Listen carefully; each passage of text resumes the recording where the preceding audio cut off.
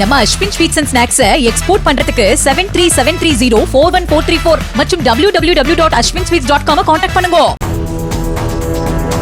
நில அபகரிப்பு விவகாரத்தில் கொல்லப்பட்ட முன்னாள் எம்பியின் உதவியாளர் குமாரின் உடல் செஞ்சி அருகே மேலவோலக்கூர் கிராமத்தில் தோண்டி எடுக்கப்பட்டு உடற்கூராய்வுக்கு பின் உறவினர்களிடம் ஒப்படைக்கப்பட்டது.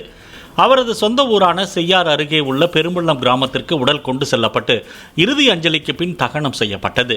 உடலை அடையாளம் காட்ட அழைத்துச் செல்லப்பட்ட புரோக்கர் ரவி தாம்பரம் போலீசாரால் மீண்டும் சென்னைக்கு அழைத்து வரப்பட்டு சிறையில் அடைக்கப்பட்டார்.